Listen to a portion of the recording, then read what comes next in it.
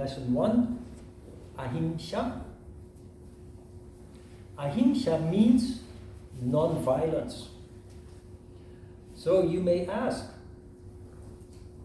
this is lesson 1, why don't we start with asana, physical exercise?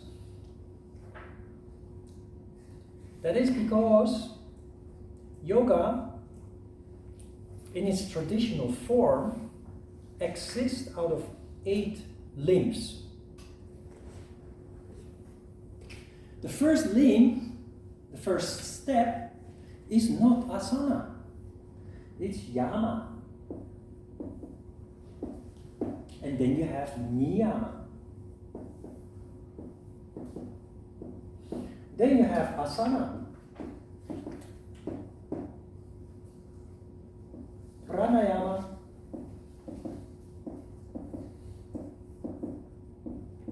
Pratyahara.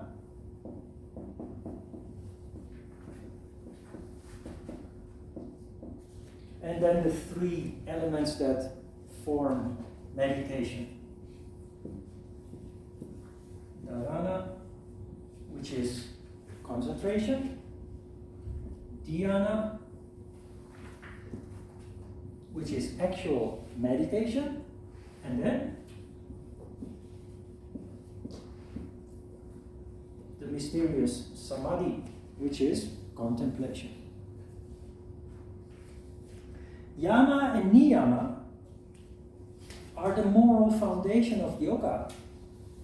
Now when you talk about morals, moral foundation, you think, what the hell is this about? I came here to study yoga. Why do I need moral principles? I'm a good human being. Yes. But the reason why human beings suffer, even good human beings and people with high standing morals, is because subconsciously we make mistakes all the time. And by discussing the yamas and the niyamas, you become conscious of this subconscious process. And with that, the practical result of that is that you will reduce considerably in life conflict. The negative emotions of failure. Because as human beings we know what's right and wrong, that is universal. But because that is subconscious, when we are confronted with certain situations, we very easily and quickly corrupt ourselves. And we don't even know that we're doing it because it's subconscious. We're going to make that conscious, that process, so that next time when it happens, you can avoid a load of misery by interfering in that subconscious thought process. Because your subconscious thought process tries to solve complicated situations by taking shortcuts. And it's the shortcuts that always lead to the conflicts, the failures, and the misery.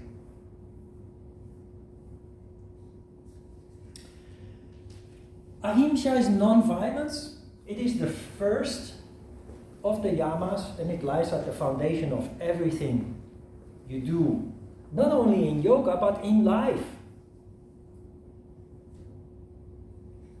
Now, when you think about violence, you think about punching in the face, or killing somebody, shooting somebody, or with a sword or a knife. That's a very obvious form of violence. So we don't really have to spend much time on that. There are many hidden forms of violence. There are many subtle forms of violence that we don't recognize as such, and thus they run rampant in our lives and cause mayhem, cause a lot of suffering and misery in our lives. Now, why is non-violence important? If any serious yoga book, everything you read is designed to develop sattva. Everything you learn here, therefore, is designed to lead to a sattva condition, harmony. To get there, we need not only exercises to generate energy and generate that energy in a relatively balanced way, harmonious way, but we need also to understand why we are not in harmony in daily life, generally. And it starts with non-violence. Because violence is a serious disturbance of harmony. And as long as we're violent, not only physically, but also verbally, and even in thought, as long as we're violent, violence will come our way and cause disharmony. Very simple. If I punch you in the face, what are you going to do? Are you going to sing, "Oh"? No, of course not. You're going to punch me back. So if I don't want to be punched, if I don't want to be molested, I have to start with myself. Now, I already said physical violence, everybody understands, but we say many harsh things in life without knowing that that is not a good thing to do. Without realizing that actually it leads to repercussions. It reflects on us. So when people are being harsh to you, instead of blaming those people, which is the first thing naturally that we do, try to be honest with yourself and look inside you what may have caused that person to be harsh. It sounds very simple, but it's very difficult to do. You know why? Because of ego. Because of ego, we swell our chest and we say, "You are a bad person and you did bad to me and it's your fault, you are to blame." But if you can overcome ego, you will have no obstacle to trace back that person's action to something that you may have triggered. It doesn't justify the other person's behavior, don't get me wrong. But that's that person's responsibility. Just as it is my responsibility what I do. But you notice very clearly, if you're careful with your word and avoid implications, the way that you talk with people, implications. You're not being straight. In Korea you have kanjok iyagi is indirect talk, indirect speak. You say something, but it very clearly means something else. And often that is a negative thing. And you have to figure out what that person is saying. So then you have nunchi bono, right? Some people are very quick and skillful, but some people are not. And you scratch your head and you say, what the hell happened now? So, for us, we don't want to waste time and energy. So instead of trying to find the cause outside ourselves, we simply reflect on our own. What is it that could have caused this misery to come onto my path? It's something that you will gradually learn because you will make mistakes, ego will stand in the way, but from today, you'll be conscious of it. And next time when you find yourself in a conflict, you will remember what we discussed here. And I know also from experience that in the week after the class finishes today, until next Saturday, during that week, like it or not, you will reflect on the subjects that we have discussed here, and you will start recognizing how it works. when you go to the supermarket, when you walk in the street or take a subway, or with your partner at home or children, you will start to see how what you do immediately comes back to you. And if you want to live a harmonious life, be in peace, happy, it is something that we need to address. And remember, it's not all about butterflies and flowers and what have you, hippie stuff. This is about sattva that leads to the highest characteristics of the human spirit, the wisdom, the intuition, the deep ability to reflect, to contemplate, are the result of a sattva condition. So the less conflict, the less distractions that you have in life, the more you will start functioning on that higher level of consciousness. So it's incredibly valuable in a very practical way. That many people think that yoga is a luxury. It's not. It has incredible implications in your daily life in a positive way. So we learn about the yamas and the niyamas, not to be holier than the Pope, but to improve our daily lives in a very practical and direct way. You will see. After the course, I receive thank you notes from students.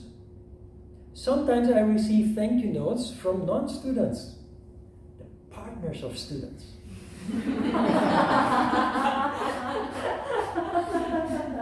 Because the relationship with their partner improved so much as a result of this course, they're grateful without ever having seen me.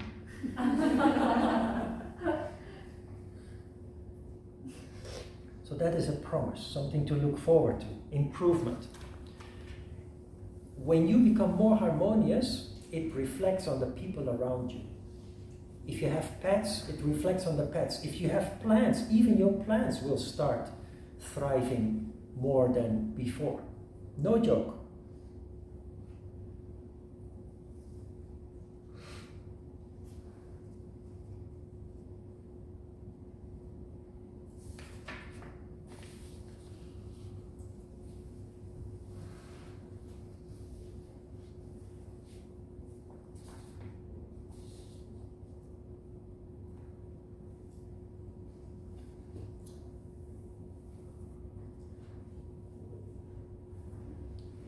How do you recognize violence?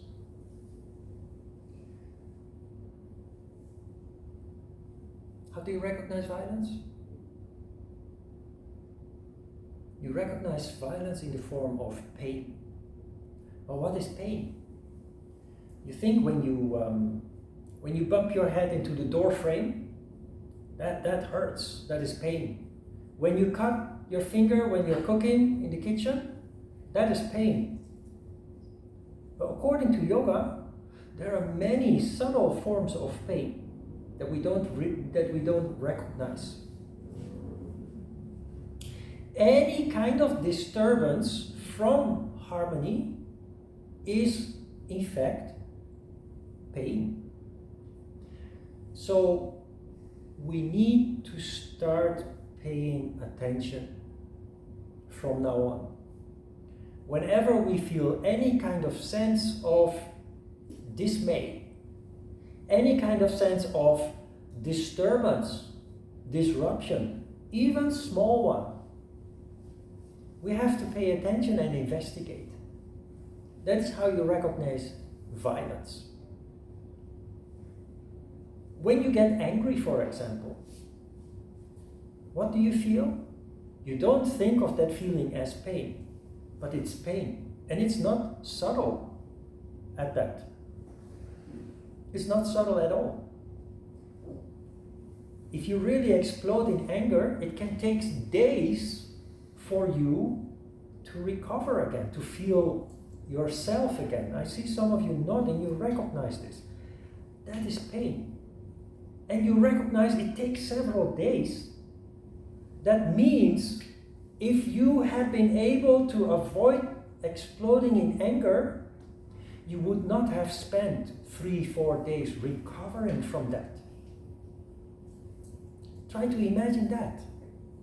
How wonderful would that be if you could avoid losing so much time and energy? If only you learn to control. It's a matter of recognizing when you get angry. What causes the anger? What triggers the anger? It's a situation in which you end up with other people, interactions, what have you. But it can also be a failure. It can be driving a car and somebody cuts you off, that you explode in anger and retaliate. But it messes you up. If you start paying attention, it messes you up. And when you become conscious of that, every human being wants to avoid that. We didn't avoid it before just because we just function like normal human beings, unconscious, subconscious. We just act and react without actually giving it thought. The yogi's weapon in this case is not aggression, is not fighting back, retaliation or what have you. It's reflection. Take a deep breath. Maybe your mom, when you were a child and you got upset, maybe your mom told you, wait a minute, count to 10. Take a deep breath. Of course, you don't like that and you don't want that, but it's very valuable to just count to 10 and take a deep breath. Because that is the moment you become conscious of what is happening.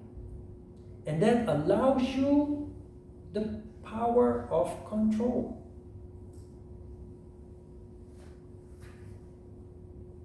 And that will allow you to avoid a lot of misery that normally would just happen without you being able to control or avoid.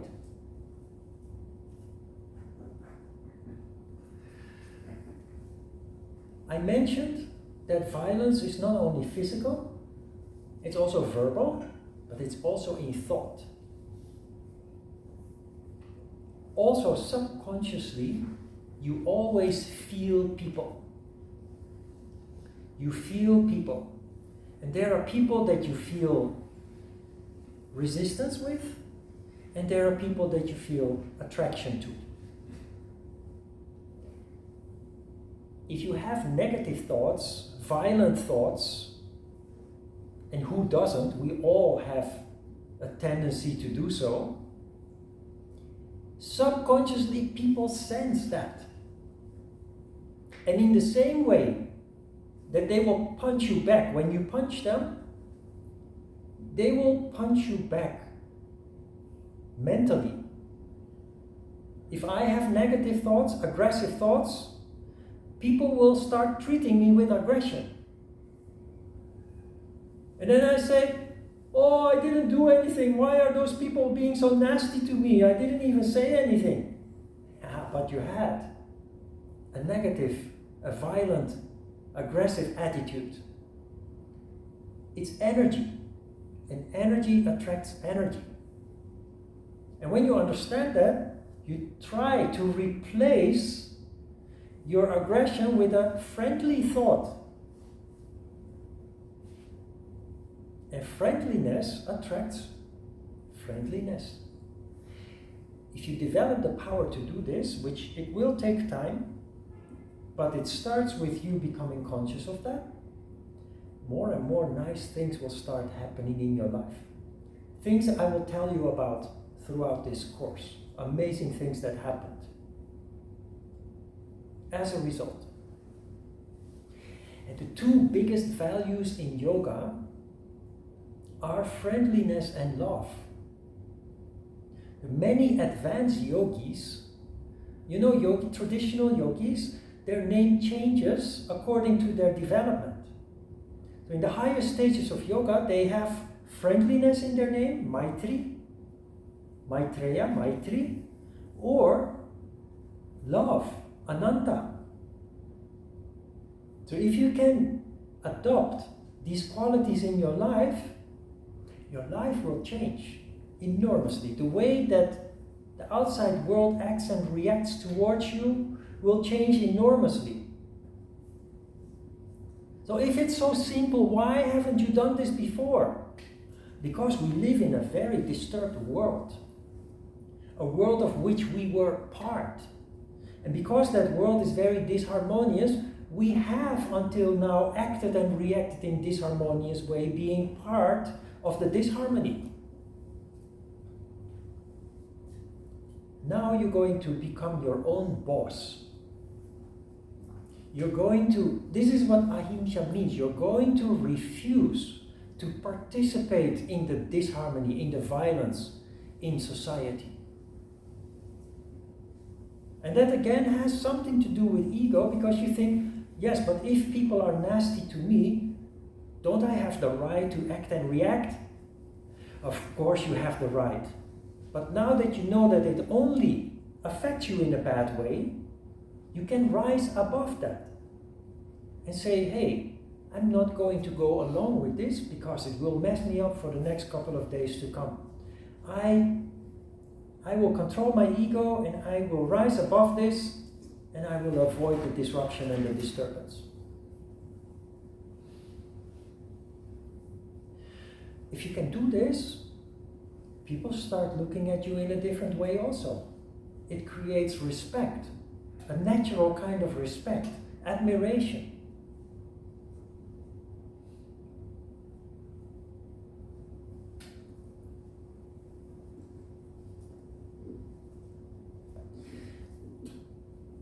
One of the first things we need to do as part of lesson 1 is extend non-violence to whom? To ourselves. Who is your worst enemy? Ourselves. We have a tendency to be very aggressive towards ourselves.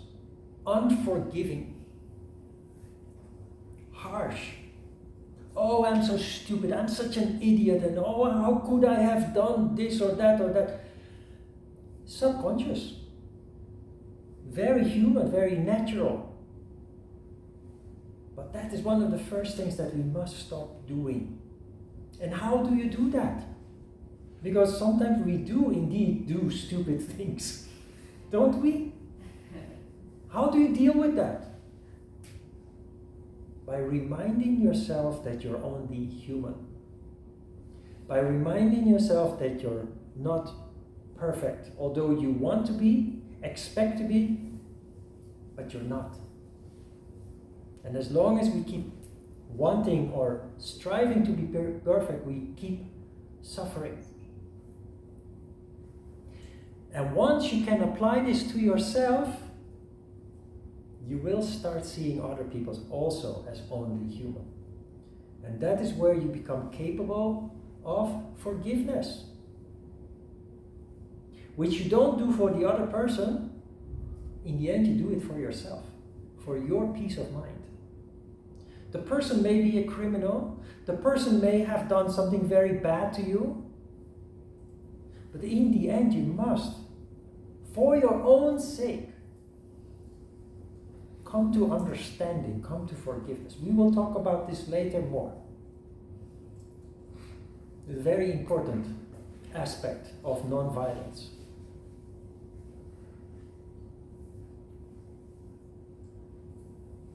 I will give you an example I may repeat once or twice throughout this course. When I came to Korea in 1996, 1997, it's a big city, 12 million people. During rush hour, the subway trains are full. Some people can sit if you're lucky, and the rest of the people are all standing in the subway trains. So you see an open seat, and you move towards that seat you want to sit down, and suddenly, bang! You're being shoved out of the way with a harsh elbow. And there this Harmony sits down. You recognize it, huh? Yeah. So what happens when that happens? You get angry, right? Upset. What you do, if something like that happens, is you try to put yourself in the shoes of that person. why typically people of that generation, because younger generation don't do like that, why typically people of that generation act like that? Have you ever asked yourself that question? In contemplation, the answer came to me. And it allows me to not be angry at that person that violently pushed me out of the way. Because what I saw is a person who suffered a lot. The Korean War, 50-53, the whole country was devastated, flattened. Many people starving. Many people died, of course, in the violence.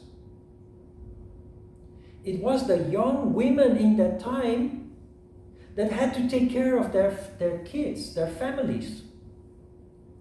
And while there was nothing to eat, there came the United Nations trucks with oil, sugar, flour, rice, water. And the whole village would run to the truck and they would hand out the food. And there is never enough. So what do? If you have 5 children at home, and maybe parents, grandparents, and there's nothing to eat, you push people out of the way because you want to have a bag of rice too. It's karma. That person survived through that terrible time by pushing people out of the way and getting what they want. That is why they're so strong. When you understand that, your heart opens up. You say, enjoy sitting there. You can have the seat. That's how it works. Because everything has a reason. And they're not yogis. They haven't studied yoga. They haven't studied about non-violence, Ahimsha. So something that happened 60 years ago still determines these people's actions, behavior. They just want to be first. They just want to get what they need. Your first reaction is anger, and you will stay angry if you don't understand what's going on and why. Or you will be very judgmental, saying, oh, these effing people and what have you. No, it doesn't work like that. We're all the same,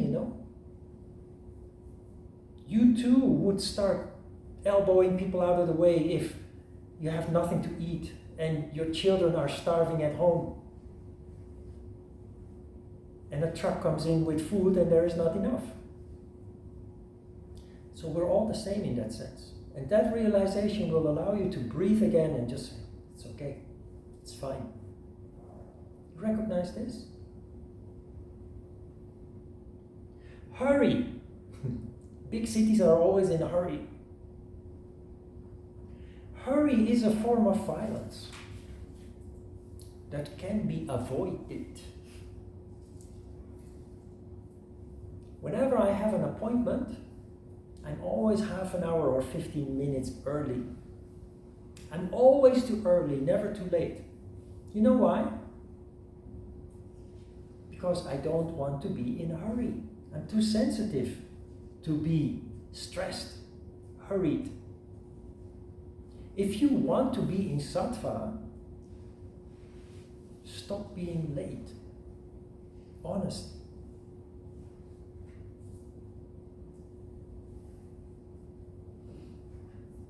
If you're looking for a job, you arrive late, you'll never get the job. I had instructors. I had 2 yoga studios in one of the biggest gyms in Korea, here in Yeouido, from 2007 to 2015. And I noticed something very peculiar and disturbing. People who did this course and became teachers in my studios, they always arrived in time before their class, the class that they are teaching. Yeah? They almost always came late when we had, for example, a lunch appointment in which we need to discuss something related to the running of the yoga studio. Sometimes half an hour, 45 minutes late. So when it's important, because they earn money when they teach a class, always in time. But then, having another appointment where they don't make money, always late. Now, I'm not condemning it or judging it, but I do think if you are a yogi and you have learned about non-violence, truthfulness, honesty, that you actually haven't learned anything. Because you're still making the same mistakes. What I'm saying with this is, it's not easy to transform, to change. But it's also a matter of wanting. Do you want a better life? Do you want to be happier, healthier? You need to do something for it. It doesn't just fall into your lap. It doesn't come to you by reading a book about it or talking about it. We need to actually engage and do the effort. Just give it some thought. You will start recognizing how this comes into play in your daily life activities. The subconscious mind is very tricky. Not only in other people, in mine too. But I noticed a pattern. I had my classes there until the end of 2015. And the students that come late are always the same people. Right? So we moved to downtown, Seoul Finance Center in Gwanghwamun. For some of the people that come late, that was much closer by. So the first time we were there, they came in time by accident. But subconsciously they are calculating.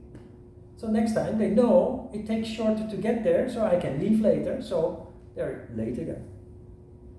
And it happened then again, we went to Yangjae.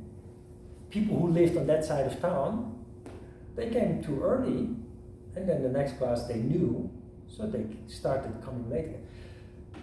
I just want you to be aware of your subconscious mind. Because they're not bad people. It's just a subconscious mind that keeps finding excuses. It's like when you drink a glass of wine and you know if you drink one more, you might have a headache tomorrow morning. Your subconscious mind will come up not with one excuse, but like 5 or 10 excuses that it's okay to just take another glass of wine. You recognize this? Subconscious mind is something that we really have to work on. There's no good and bad in yoga. There's no good and bad. There only is. And if it seems not to be in place, there is a reason for that. And that for us is important. Finding out the reason so that you can correct it. That is how you find peace of mind in your life. Sattva, harmony. That is also how you drill into that potential of wisdom, insight, intuition. Because those characteristics do not manifest as long as we are too much disturbed, disharmonious.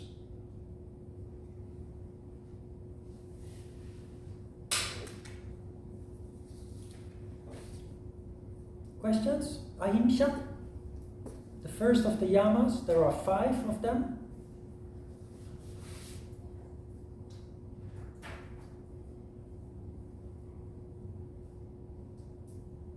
Okay, let's have a short break and then we will start with asana practice, the physical exercises of yoga. Okay?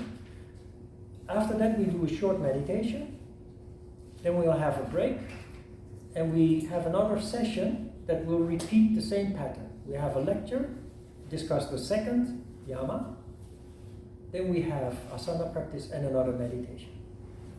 Okay? Let's have a quick restroom break. Then we start with asana.